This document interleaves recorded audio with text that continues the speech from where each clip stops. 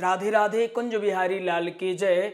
आज की कक्षा में हम केवट जी के प्रसंग को पढ़ने वाले हैं। एक ऐसा प्रसंग जिसको बार बार पढ़ाने के बाद भी बच्चों में कोई न कोई समस्या रह ही जाती है। अब तक हमने न जाने कितने बैच राम कथा के पढ़ा दिए हैं, फिर भी उसमें एक कॉमन समस्या होती है।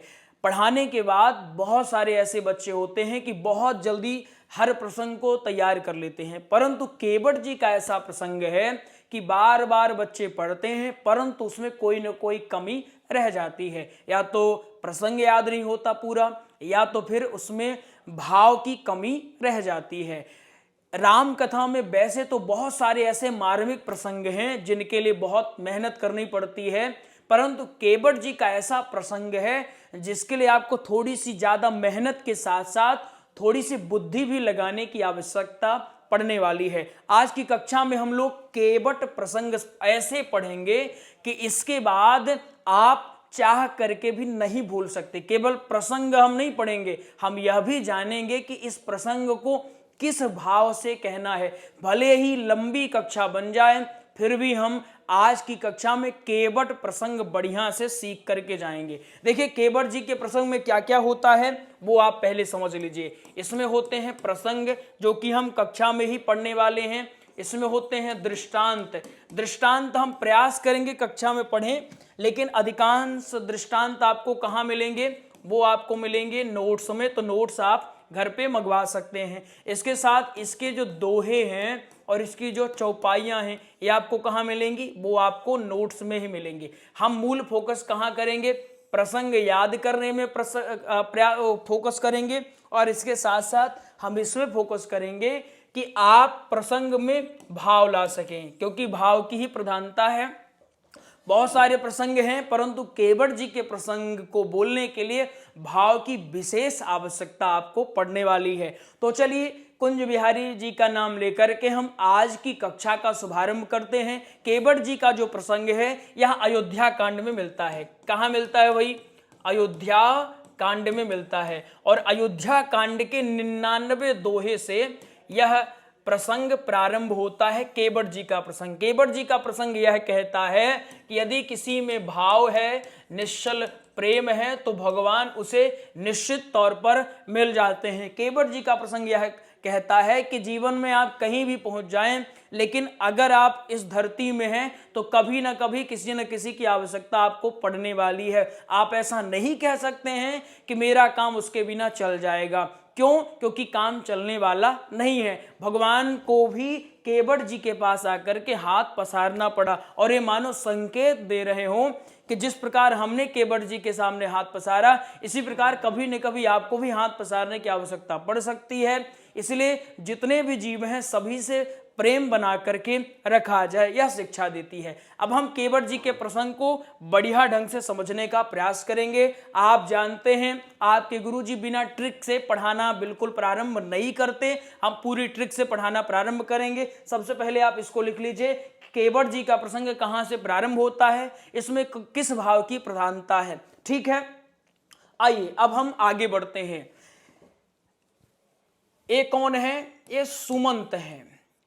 बिल्कुल आप सोचते जाए कि ऐसा ऐसा हुआ होगा। सुमंत एक रथ लेकर के आए हैं। क्या लेके आए हैं? एक रथ लेके आए हैं। क्या है भाई?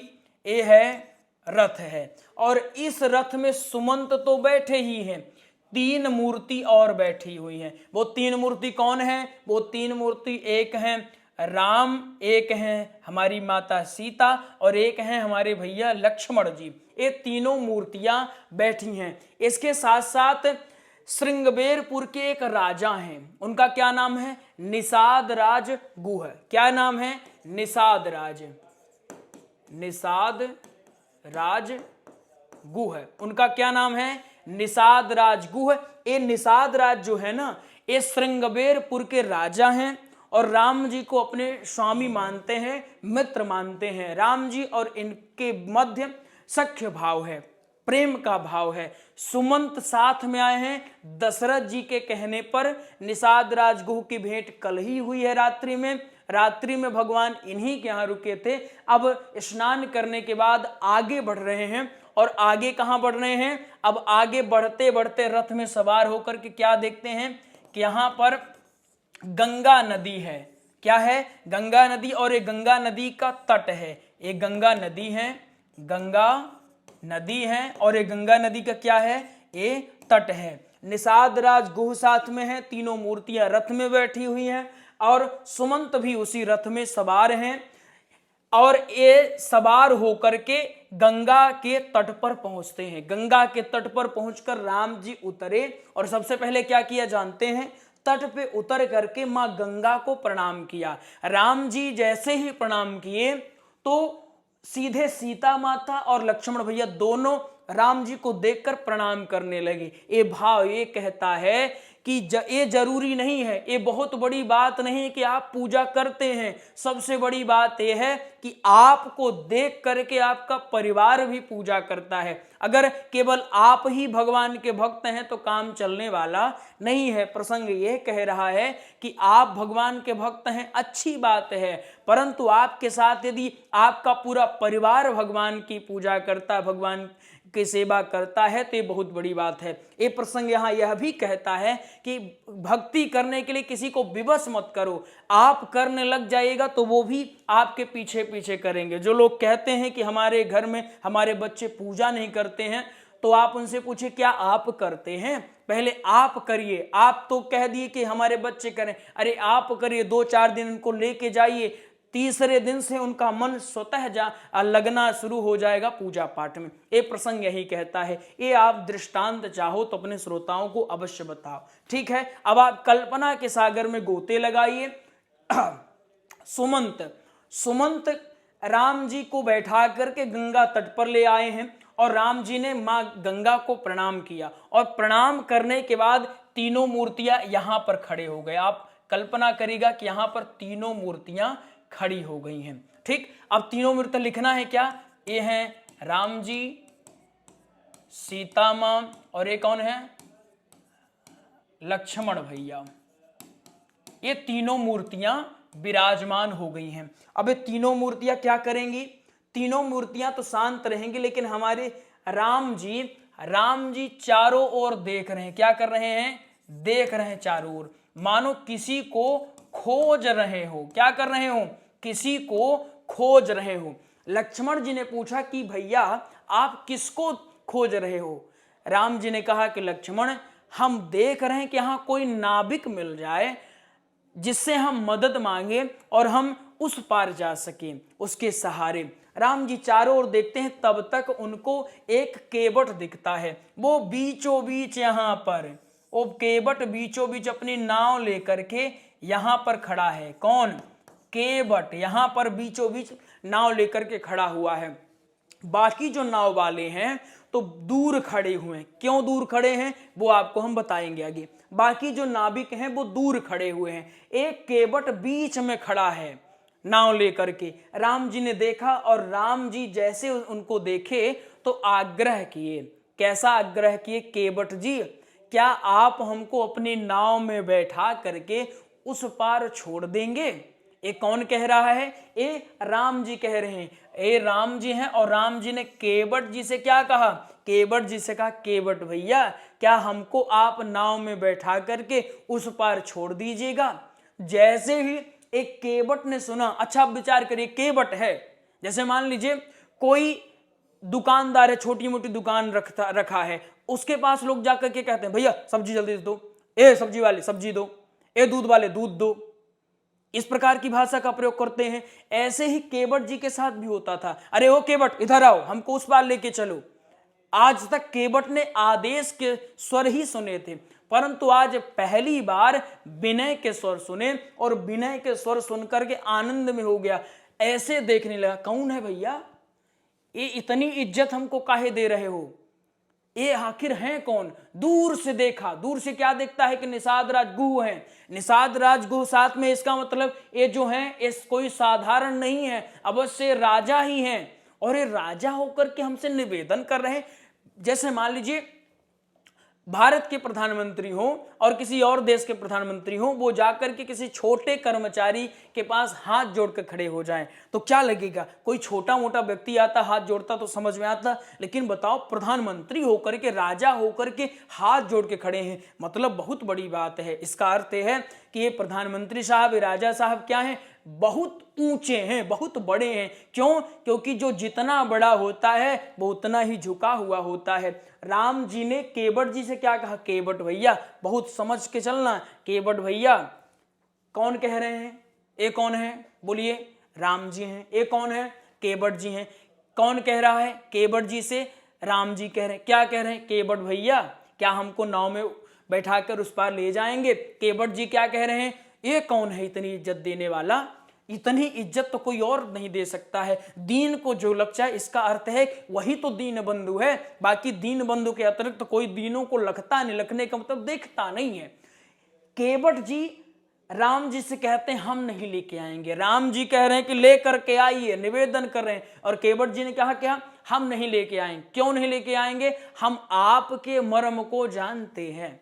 कौन सा मर्म जानते हैं? ये वही मर्म जानते हैं। जब निषाद राजगुरु के यहाँ राम जी रुके हुए थे, रात्रि में राम जी सीता जी को सोता देख निषाद जी को विषाद हुआ, तो निषाद का विषाद कौन दूर किया? लक्ष्मण जी ने दूर किया, उपदेश दे करके। उस उपदेश को कौन सुन रहा था? एक केवट जी सुन रहे थे, और केवट जी सुन करके समझ गए, जान गए कि राम कोई साधारण नहीं है। ये कौन है?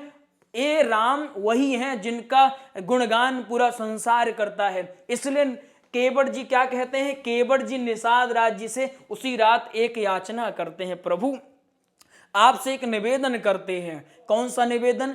कि नाव लेकर के अगली सुबह मेरे अतिरिक्त कोई ना जाए। मैं चाहता हूं कि इन तीनों को मैं अपनी नाव में बैठा करके उस पार ले जाऊं। निषाद राज जी ने व्यवस्था की कि कोई नहीं जाएगा, पहला। दूसरा, जिस प्रकार से राम जी ने आग्रह किया, राजा होकर के आग्रह किया है, तो एक केवट समझ गए कि ऐसा आग्रह, आज किसी को छोटा सा पद मिल जाए, हम देखते हैं 2 महीने बंबई से आते हैं तो यहां पर कान में खुसना लगाएंगे, बड़ा चश्मा लगाएंगे, पता नहीं कैसा ड्रेस पहनेंगे, जूता पहनेंगे, पैंट को खूब नीचे से लुढ़का लेंगे और ये पोजीशन से चलते हैं। इस प्रकार ऐसे कुछ पोजीशन से चलते हैं। 2 महीने बंबई होके आए हैं और इस पोजीशन चलते हैं जैसे वो कहीं के राजा हो। किसी से बात करेंगे तो इतना एटीट्यूड दिखाएंगे कि जैसे कहाँ के महामंत्री हो।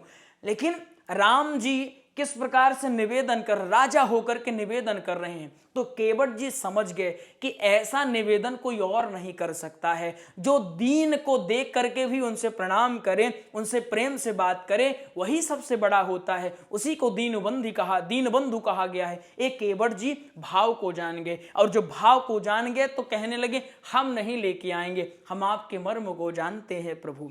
लक्ष्मण जी बगल में खड़े हैं यहाँ। अब लक्ष्मण जी कहते हैं भैया हम आपके साथ इतने बरसों से रह रहे, आज तक हम आपके मर्म को जान नहीं पाए, और एक केवट कह रहे हैं कि आपके मर्म को जानते हैं। कौन सा मर्म जानते हैं?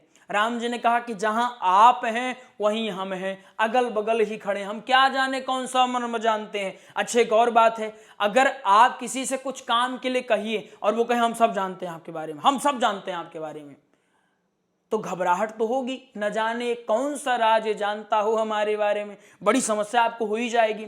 तो लक्ष्मण जी से राम जी ने कहा कि एक काम करो, इन्हीं से पूछ लो कौन सा मर्म जानते हैं।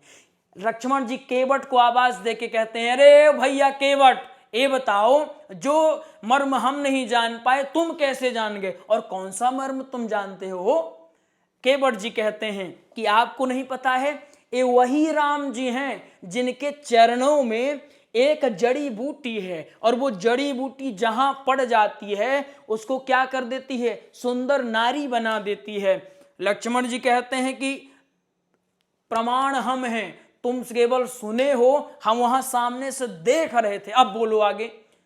केवट जी कहते हैं यही मर्म हम जानते हैं। एक बात बताइए, जब आपके प्रभु पत्थर में जड़ी बूटी लगा दिए तो वो नारी बन गई, तो ये जो मेरी नाव है ये तो लकड़ी की है, काहे की है? ये तो लकड़ी की है। तो ये लकड़ी की नाव क्या स्त्री नहीं बन जाएगी? ये अवश्य स्त्री बन जाएगी। हम सब जानते हैं इनके मर्म को, इसीलिए हम अपनी नाव लेकर के आने वाले नहीं हैं। अब लक्ष्मण जी राम जी को देखकर व्यंग करने लगे। कहते हैं कि भैया आपके जितने भक्त हुए हैं बड़े उटपटांगी भक्त होते हैं।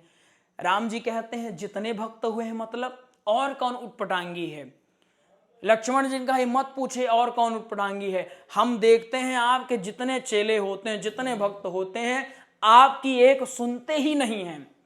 एक को आपने कहा कि जाइए, वो जा नहीं रहा है। एक को आपने कहा आइए, वो आ नहीं रहा है। राम जी ने कहा कौन नहीं जा रहा है? लक्ष्मण जी कहा वो देखे सुमंत जी को। सुमंत, यहां पर राम जी ने सुमंत जी को कहा था कि अब आप घर चले जाइए, पिताजी के साथ रहिए, लेकिन सुमंत गए नहीं। सुमंत क्या किए? सुमंत यहीं पर खड़े रह गए। यहां पर खड़े रह गए एक पेड़ की ओट में, झांक रहे थे कि हो सकता है राम जी का मन बदल जाए और कहते हैं सुमंत आइए, घर लेके चलिए। सुमंत जी झांक रहे, लक्ष्मण जी ने दूर से इशारा किया, वो देखिए भैया, ये सुमंत जी को आपने कहा घर जाइए और सुमंत जी पेड़ से झांक के देख रहे हैं आपको।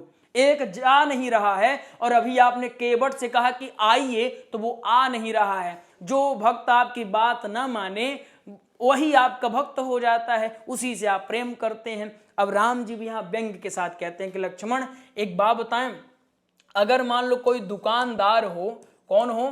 दुकानदार हो, और सुबह सुबह उसकी बोहनी खराब हो जाए तो फिर पूरा दिन उसका खराब रहता है। राम जी ने लक्ष्मण जी से बात बनाते हुए कहा कि लक्ष्मण, वनवास हमको मिला था, हमने सोचा कि अकेले जाएंगे, आप दोनों घर में रहोगे, लेकिन आप दोनों जिद करके आ गए। न सीता जी ने बात मानी, न आपने बात मानी। जिसकी बात घर में नहीं सुनी जाती तो बाहर वाला खाक सुनेगा। और एक बात बताएं, आप लोग हमारे साथ वन में जानते हैं क्यों आए हैं? क्योंकि आप लोग हमसे प्रेम करते हैं। आपने हमसे कुतर्क क्यों किया?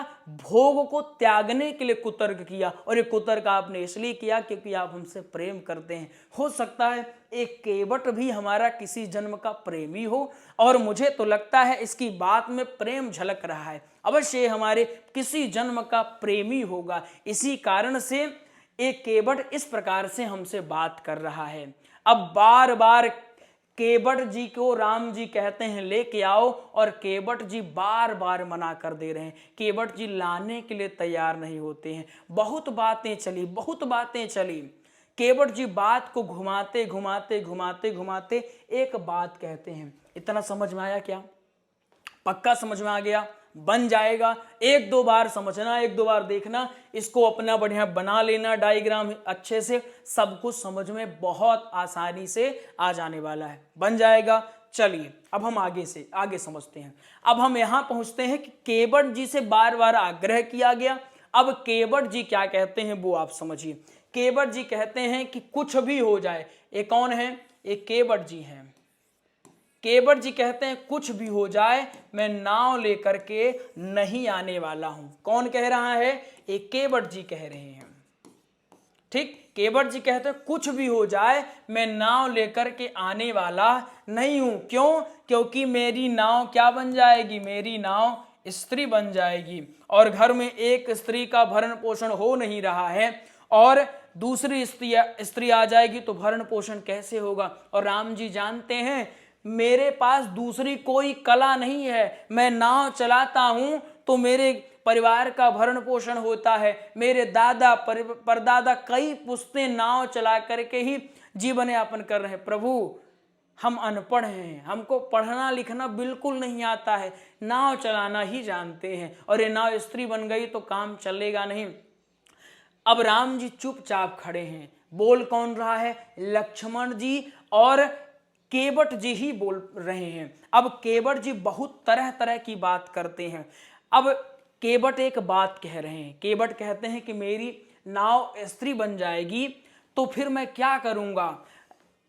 ये जब स्त्री बन जाएगी तो लक्ष्मण भैया तुरंत बोले। क्या बोलते हैं? लक्ष्मण जी ने कहा कि एक काम करो, जब स्त्री बन जाएगी तो इसको घर लेके जाना, बढ़िया ढंग से बताना, परिवार में अपनी पत्नी को समझाना, दो दो स्त्रियां तुम्हारी हो जाएंगी तो दोनों से अच्छे ढंग से सेवा करवाना, तुम्हारा जो व्यापार है हो सकता है और बढ़िया बने। घर में जाकर के दो दो स्त्रियां रहेंगी तो काम जल्दी जल्दी हो जाया करेगा, और उन दोनों को यहां लेके आना और अच्छे ढंग से नाव चलाना। लक्ष्मण जी से केवट जी कहते हैं कि एक बात बताइए, हम जो नाव है स्त्री बन जाएगी, घर लेके जाएंगे तो क्या हमारी पत्नी मानेंगी? क्या हम उसको समझा पाएंगे? हमारी पत्नी जानते हैं क्या कहेगी? वो कहेगी झूठ बोलते हो, बातें बनाते हो। भला ऐसा कहीं होता है कि किसी ने पैर रखा और पैर रखते ही नाव स्त्री बन गई? नाव बेच करके दूसरी शादी करके आए हो और हमसे बात बना रहे हो। लक्ष्मण जी ने कहा एक बात बताओ, तुम राम जी से 1 घंटे से बता रहे हो कि ऐसा नहीं, ऐसा हम नहीं ले आएंगे, तर्क दे रहे हो, न जाने कहां कहां की बातें तुमको याद है, रज याद है, जड़ी बूटी याद है, ये सब तुम राम जी को समझा रहे हो, अपनी स्त्री को नहीं समझा सकते हो।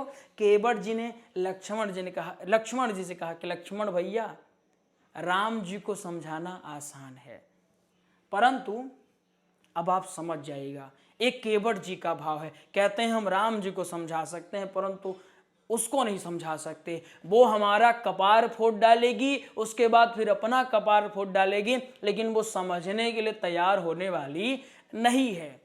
अब राम जी फिर से बोले मुस्कुरा करके कि केवट जी, अभी तक जो आपने बताया, अब कौन बोल रहे हैं? अब हमारे राघव सरकार बोल रहे हैं। राम जी कहते हैं केवट जी, जो अभी तक आपने बताया ना, तो अभी तक आपने बताया है कि समस्या यह है, परंतु अब तक आपने समाधान नहीं बताया। ये बताइए कि इसका समाधान क्या है? क्या हम उस पार नहीं जा सकते हैं? केवट जी ने कहा उस पार आप जा सकते हैं, परंतु आपको कहना पड़ेगा कि हमारा पैर धो लो। अब बड़ी विडंबना हो गई। जैसे मान लो अगर कोई आए और चुपचाप प्रणाम कर ले तो कोई रोकेगा क्या? बिल्कुल कोई नहीं रोकेगा। परंतु कोई ये कहे कि हम आपको प्रणाम करना चाहते हैं, आप कह दीजिए कि आओ हमको प्रणाम करो, तो कहने में बड़ा संकोच होगा। कोई अगर थोड़ा भी सम्मानित व्यक्ति है तो वो कहेगा नहीं, क्योंकि संकोच तो रहेगा। और हमारे राम जी जैसा संकोची व्यक्ति तो बिल्कुल नहीं कह सकता। कितने संकोची है राम जी, जब ससुराल में कोई इनको देखता था तो अपनी नजर नीचे कर लेते थे। हमारे कन्हैया होते तो अलग बात थी, लेकिन हमारे राम जी बड़े संकोची है, एक कह नहीं सकते। अब राम जी मन ही मन कह रहे हैं कि बताओ कितनी अटपटी बात में फंसा दिया। ये बात करते करते फिर से घंटों व्यतीत हुआ। अब लक्ष्मण जी आवेग में आ गए कि तुम बताओ हमको नहीं लेके चलोगे? केवट जी फिर से कहते हैं कि लक्ष्मण जी, हम मना नहीं कर रहे हैं कि आपको नहीं लेके चलेंगे। अब जो केवट है ना, अब बीच गंगा नदी से अब तट पर ये भी आ गए हैं और कहते हैं हम मना नहीं कर रहे हैं। हम एक बात बताएं आपको, यहां से थोड़ी ही दूर में, वो देखिए थोड़ी ही दूर में इतना पानी है, घुटने जितना पानी है, अगर आप कहिए ना तो हम आपको उधर से लेके चले। लक्ष्मण जी ने कहा अब बता रहे हो, ये बात तुमको सबसे पहले बतानी चाहिए, अभी लास्ट में बता रहे हो, 1 घंटे टाइम खराब करने के बाद बता रहे हो, तुरंत लेके चलो हमको। केवट जी ने कहा कि एक समस्या इसमें भी है। कौन सी समस्या है? समस्या यह है, दिन में ले जाएंगे तो बड़ी दिक्कत हो जाएगी, आपको रात में ले जाएंगे। क्यों?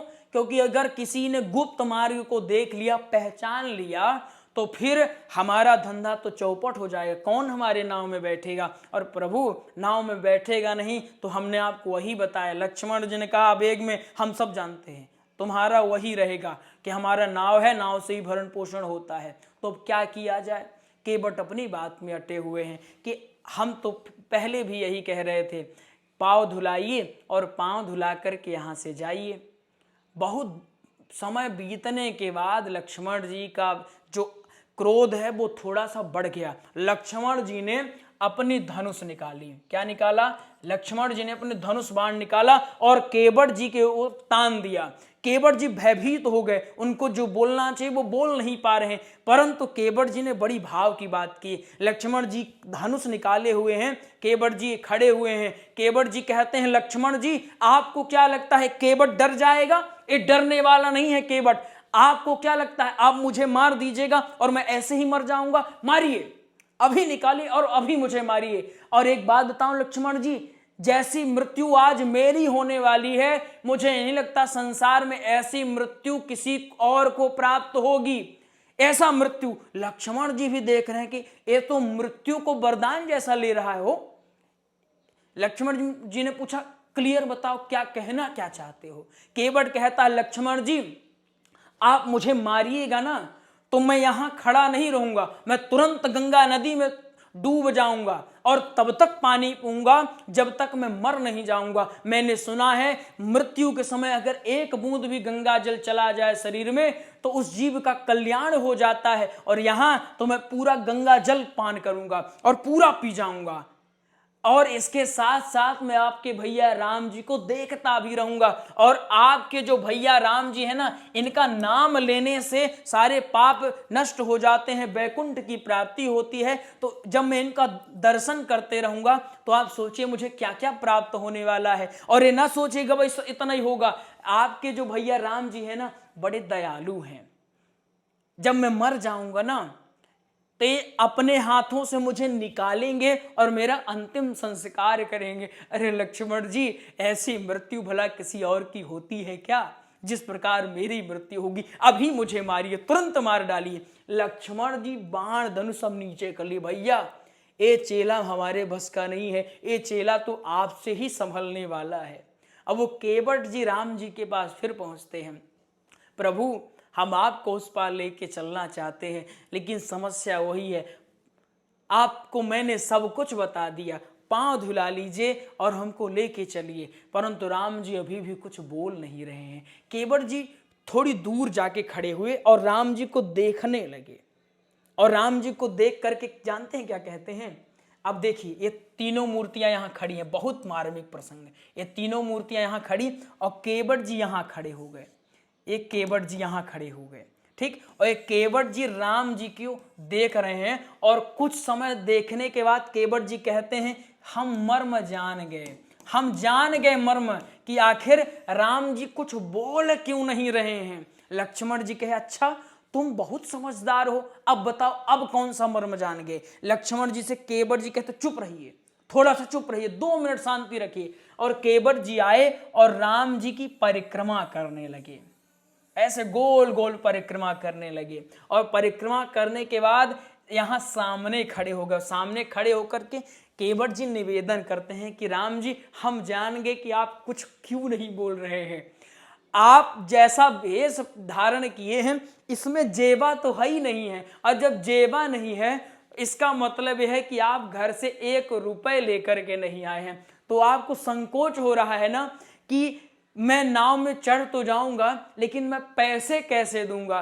तो राम जी आप संकोच ना करिए, आज मैं आपको वचन देता हूं, मैं आपकी सौगंध खाता हूं, आपके पिताजी की सौगंध खाता हूं। राम जी आपको मैं उस पार उतार दूंगा और मैं चुपचाप लौट के आऊंगा, मैं आपसे 1 रुपए नहीं मांगूंगा प्रभु, 1 रुपए आपसे नहीं मांगूंगा, आज मैं आपको मुक्त करता हूं प्रभु। ये धन्य है भक्त। आज तक भगवान अपने भक्तों को मुक्त करते हैं, लेकिन आज भगवान का एक भक्त भगवान को ही कह रहा है कि प्रभु आज मैं आपको मुक्त करता हूं। राम जी इतना देखकर बड़े बड़े अब अपने आप को रोक नहीं पाए, अब बिना बोले रोक नहीं पाए। राम जी लक्ष्मण और सीता माता की ओर देखते हैं और केवट जी से कहते हैं, केवट जी आप वही करिए जिससे आपकी नाव बच जाए। डायरेक्ट नहीं किए कहे, परंतु इनडायरेक्ट कह दिए। बड़ा मार्मिक है केवट जी का प्रसंग। अब केवट जी जब एक रुख पा गए कि राम जी क्या कह रहे हैं, राम जी कह रहे हैं कि आप वही करिए जिससे आपकी नाव बची रहे। केवट जी बड़े आनंदित हो गए। केवट जी कहते हैं अब मैं आपका पैर धोऊंगा। पा गए। लक्ष्मण जी ने कहा तुरंत धो, नाव लेकर के आओ, हमको तुरंत उस पार करो। केवट जी ने कहा कि यही पहले कर लेते तो ये सब नहीं होता झमेला, मैं अभी पैर धोता हूं, आप राम जी यहीं बैठिएगा और मैं अभी घर जाता हूं और घर से कुछ पात्र लेके आता हूं और आपका पैर मैं धोता हूं। लक्ष्मण जी कहा कहीं नहीं जाओगे भैया, इसको बोल दो कहीं नहीं जाएगा, 10 घंटे से हमको ऐसे बैठा के रखा है, घर जाएगा तो हमको पूरा भरोसा है वहीं टिक जाएगा, ये आने वाला नहीं है और हम यहीं खड़े रह जाएंगे धूप में, कहीं तुम नहीं जाओगे, यहीं अभी तुरंत पैर धो हमारा। लक्ष्मण जी को राम जी देख रहे हैं, केवट जी राम जी की ओर देख रहे हैं, राम जी चुपचाप खड़े हैं। अगर केवट जी से कहेंगे राम जी कि जाइए ले आइए तो लक्ष्मण जी नाराज हो जाएंगे, लक्ष्मण जी से कहेंगे तो फिर केवट जी नाराज हो जाएंगे। राम जी को दोनों की बात रखनी है, इसलिए राम जी ने इशारे से केवट जी से कहा, इशारा कर दिया केवट जी को, और इशारा पा करके इधर लक्ष्मण जी देख रहे हैं और देखते देखते 80 की रफ्तार से केवट जी भाग गए अपने गांव की ओर। लक्ष्मण जी देखते रहे, भैया भाग गया, वो देखिए भाग गया। राम जी कहते तो क्या करें, हम क्या करें, चुपचाप बैठो यहां, अब भाग गया तो भाग जाने दो। अब केवट जी अपने घर पहुंचते हैं। कहां पहुंचते हैं? केवट जी अपने घर पहुंचते हैं और घर में जाकर के क्या करते हैं, घर का जो सबसे छोटा पात्र होता है वो लेते हैं, विचार करते हैं कि कठौता लेके चलें कि कठौती लेके चलें। अगर कठौती लेके चलेंगे तो वो नारी बन जाएगी और नारी बन जाएगी तो बवाल होगा घर में। कठौता लेके चलेंगे, छोटा बच्चा मिल जाएगा, उससे नाव चलवाएंगे, हम बैठ जाएंगे, बहुत बड़ा बोर्ड लगवा देंगे, अभी एक नाव है फिर 10-10 नाव उसी बच्चे के भरोसे चलवाएंगे। खूब सोच लिया केवट जी ने और घर का सबसे छोटा बर्तन कठौता लेके जाते हैं, अपने सारे परिवारजनों को लेके आते हैं और वो सबसे छोटा कठौता राम जी के सामने ऐसे रख दिए। और इतना छोटा कठौता देखकर लक्ष्मण जी ने कहा कि भैया देख लीजिए कितना चालाक है, ये जानबूझ करके छोटा सा कठौता लेके आया है। और वो इतना छोटा सा कठौता था कि मुश्किल से भगवान राम का एक ही पैर उसमें जा पाता था। केवट जी ने लक्ष्मण जी से कहा कि लक्ष्मण भैया, आप जिस बर्तन को छोटा कह रहे हो ना, हमारे यहाँ ये सबसे बड़ा बर्तन है। लक्ष्मण भैया आपको बताएं, जो गरीब होते हैं, छोटे होते हैं ना, उनके यहाँ ऐसे छोटे छोटे ही बर्तन मिलते हैं, इसको छोटा ना कहिए, ये हमारे घर का सबसे बड़ा बर्तन है नाथ। अब राम जी का पैर धोना शुरू किया केवट जी ने, गंगा जल लेकर के आए। अच्छा, गंगा जल को अभी गंगा जल नहीं, गंगा पानी केवट जी कह के संबोधित कर रहे हैं। क्या कह रहे हैं? गंगा पानी। केवट जी अपनी पत्नी से कहते हैं कि जाओ गंगा पानी लेके आओ। लक्ष्मण जी कहते हैं गंगा पानी, गंगा जल को तुम गंगा पानी कहते हो? केवट जी कहते हैं कि जी प्रभु, हम गंगा पानी कह रहे हैं। आज तक इसमें लोग अपने पाप धो धो करके गंगा जी को भी दूषित कर दिए हैं। आज उसी गंगा जी के पानी को राम जी के चरणों से मिला करके मैं पुनः शुद्ध करने का प्रयास कर रहा हूं और आज से पुनः एक गंगा पानी गंगा जल में परिणत हो जाएंगी। धन्य हो गए केवट जी। पत्नी उनकी ऐसे पात्र लेकर के जल डाल रही हैं और केवट जी रगड़ रगड़ करके एक पैर को धो रहे हैं, एक पैर को धो रहे। और इसके बाद राम जी का जब एक पैर धुल गया तो राम जी ने उस पैर को जमीन में रख दिया और फिर दूसरा पैर धुलवाने लगे जमीन में। अब केवट जी धो रहे हैं, ऐसे कल्पना करिएगा, केवट जी एक पैर को धोए, धोने के बाद कहा कि दूसरा दीजिए नाथ, और राम जी ने उसको रख दिया जमीन पर। और केवट जब दूसरा धोने लगे तब तक नजर पड़ी, अरे इसमें दो धूल लग गई। केवट जी कहते हैं प्रभु ये क्या किया, गड़बड़ कर दिया आपने, इसमें तो धूल लग गई, अब इसको फिर से धोना पड़ेगा प्रभु, क्योंकि रज इसमें फिर से लग गई। लक्ष्मण जी कहते हैं भैया बहुत चतुर है, बार बार धो रहा। लक्ष्मण जी कहते हैं एक बात बताओ, ऐसे तो बार बार तुम धोगे, बार बार गंदा होगा। राम जी ने कहा केवट, वास्तव में लक्ष्मण सत्य कह रहे हैं, ऐसे में तो बहुत तुम धोगे, धूल तो लगेगी ही, और हमारा पैर भी दर्द करने लगा, एक पैर से खड़े हैं। मानो केवट जी यहाँ बहुत बहुत बुद्धि लगाए। केवट जी कहते हैं प्रभु आपका मन हो ना तो पकड़ लीजिए हमारा सर, हमारे सर में अपना हाथ रख लीजिए, मन होगा तो ही रखिएगा, पैर ज्यादा दर्द करे तो ऐसे रख लीजिएगा हाथ है। राम जी ने एक पैर कठौती में रखा, एक पैर को ऊंचे किया और अपना हाथ केवट जी के सर में रख लिया टेक के लिए।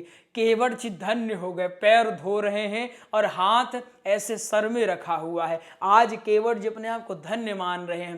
केवट जी चरण को धोए और धोने के बाद पूरी कठौती लिए और उसका पान कर ऐसे पी गए, दोनों पति पत्नी पी गए। अब लक्ष्मण जी कहते हैं हो गया तुम्हारा, कर लिया काम तुमने। केवट जी कहते हैं हाँ प्रभु हमारा हो गया। अब लक्ष्मण कहते हैं लेके चलो हमको, फिर से लेके चलो। केवट जी कहते हैं प्रभु हमारा काम तो हो गया, लेकिन आपने देखा नहीं ये हमारा छोटकवा लड़का, ये छोटकवा लड़का जैसे हम चरणामृत का पान कर रहे थे ये ऐसे मुंह फाड़ा था कि कब शायद हमारे पिताजी हमको भी दें, मुंह फाड़ा था। अभी तो कुछ नहीं, लेकिन जब घर जाएंगे तो बड़ा कलह करेगा, कहेगा आपने हमको नहीं पिलाया। हमारे छोटे छोटे 8-10 बच्चे हैं, इनको थोड़ा थोड़ा प्रसादी मिल जाएगा तो ये भी खुश हो जाएंगे। दूर से आए हैं और इनको हमने कहा है कि चलो तुमको भी प्रसाद देंगे, प्रसाद नहीं मिलेगा तो बड़े नाराज हो जाएंगे। प्रभु एक बार फिर से धुला दीजिए। अब फिर से केवट जी ने धोया पैर, बच्चों को यह पान करवाया गया। इसके बाद केवट जी ने अपने गांव वालों को पान करवाया। गांव वालों के बाद लक्ष्मण जी ने कहा अब लेके चलो। राम जी ने भी आग्रह किया केवट जी अब बहुत विलंब हो गया, अब लेके चलो। केवट जी ने एक बड़ा भाव रखा, एक बात बताइए प्रभु, मेरे घाट का एक नियम है, जो पहले आता है मैं उसको पहले पार करवाता हूं, जो बाद में आता है मैं उसको बाद में। तो आप रुकिए, मैं पहले उन लोगों को पार करवाता हूं। राम जी ने कहा कि केवट हमें यहां कोई दिख नहीं रहा है। केवट जी ने कहा प्रभु यही तो समस्या है, अगर आप उनको देख लिए होते तो वो यहां थोड़ी होते, आप उनको देख ही तो नहीं पा रहे। अरे हमारे पूर्वज जो भटक रहे हैं, अगर उनको भी एक बार आपके चरणामृत का पान करने का अवसर मिल जाता तो उनका भी जीवन धन्य होता। फिर से केवट जी ने धोया, इस बार बड़े गदगद हो गए। धन्य है केवट जी, स्वयं तो भगवान को पाकर के वैकुंठ की प्राप्ति किए, अपने बच्चों को, अपने परिवार को, अपने रिश्तेदारों को, गांव वालों को, अपने पूर्वजों को भी कृतार्थ कर दिया। जय जयकार होने लगी, केवट जी की जय जयकार सारे देवता कर रहे हैं, पुष्प की वर्षा हो रही है। चरण धोने के बाद एक एक करके तीनों मूर्तियां नाव पर सवार हुए। इसके बाद केवट जी नाव को उसी गंगा में घुमाना प्रारंभ किए। राम जी कहते हैं ये क्या कर रहे हो, बहुत घुमा रहे हो, जल्दी लेके चलो। केवट जी ने भाव रखा कि प्रभु एक बात बताओ, जब आप अपने जीवों को माया में लपटाते हो तो जीव बार बार कहते हैं प्रभु बस करो, तो क्या बस करते हो? आज आप घूमिए इस प्रकार, और इस प्रकार घुमा करके अंत में तट पर ले आए, और तट पर लाने के बाद तुरंत दंडवत कर दिया। दंडवत करने का भाव जानते हैं? लक्ष्मण जी ने पूछा अभी तक तो तुम कुतर्क कर रहे थे, अब प्रणाम क्यों किए? केवट जी ने कहा कि अगर हम इनको पहले प्रणाम कर लेते तो ये जैसा कहते मुझे वैसा ही करना पड़ता, और अगर मैं इनके जैसा ही काम करता तो क्या मुझे ऐसा अवसर प्राप्त हो पाता? बिल्कुल प्राप्त नहीं हो पाता, इसलिए मैंने इनकी बात नहीं सुनी, परंतु अब मैं पूरी भाव को समर्पित कर दिया हूं। केवट जी प्रणाम करके जैसा वचन दिए थे जाने लगे। राम जी सोचे कि बेचारा सुबह से हमारे पीछे लगा है, 1 रुपए कमाया नहीं होगा। अब आप विचार करें केवट जी का कितना सुंदर भाव है। केवट जी के यहाँ आज भोजन की व्यवस्था नहीं है, नाव चलाएंगे तो इनके यहाँ चूल्हा जलेगा, भोजन नहीं है, और वो केवट जी राम जी से क्या कह दिए हैं कि हम आपसे 1 रुपए नहीं लेंगे। पूरा दिन बैठे रहे, आज कुछ खाया नहीं है, बिना खाए पिए लगे रहे राम जी के पीछे। राम जी सोचे भले उन्होंने कह दिया है कि हम नहीं लेंगे, लेकिन क्या हमारा यही धर्म है कि हम इनको कुछ न दें? परंतु हमारे पास तो कुछ है ही नहीं। सीता जी ने देख लिया राम जी की व्यवस्था को, सीता जी अपनी मुद्री उतार करके देने लगी। राम जी ने उस मुद्री को लिया और केवट जी को देने लगे। केवट जी कहते हैं प्रभु हम और आप एक ही कैटेगरी के हैं, आपका भी काम भव से पार उतारना है और हमारा भी काम लगभग यही है। जब समान काम होना तो एक दूसरे से पैसा नहीं लिया जाता है। प्रभु एक काम करिए, आज मैंने आपको गंगा नदी पार करवाई है, जब मैं कल आपके पास आऊंगा तो आप भी मुझे भव से पार करवाएगा, हमारा आपका यहीं पर मेल हो जाएगा, पटी पटा हो जाएगा, हमको 1 रुपए न दीजिए नाथ।